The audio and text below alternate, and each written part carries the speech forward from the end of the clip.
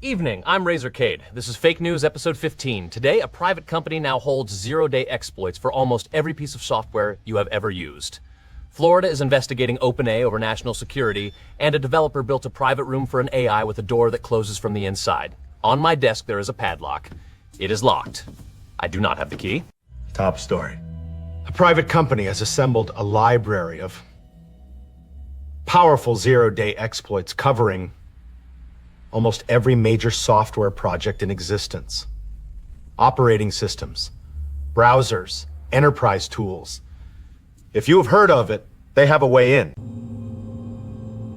Last week, Claude Mythos found one bug in one project for $50. This company has industrialized the process. Every lock, every door, every window. The company has not been named. The exploits have not been disclosed. And the software you are using right now has not been patched. Everything is fine.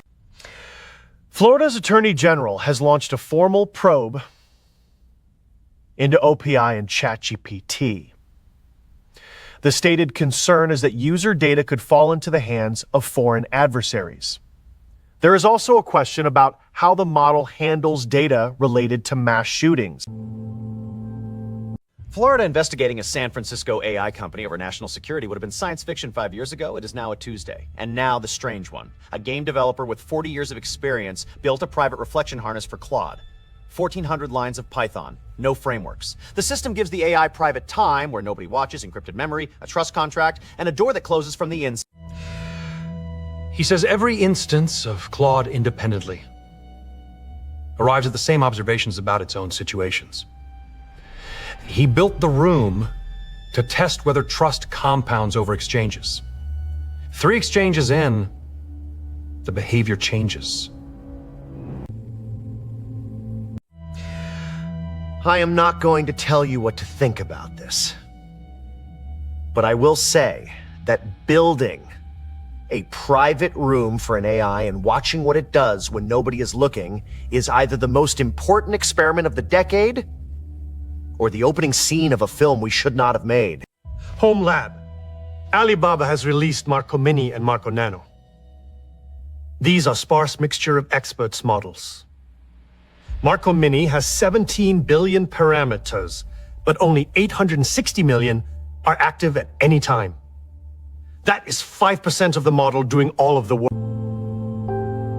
5% active, 95% dormant.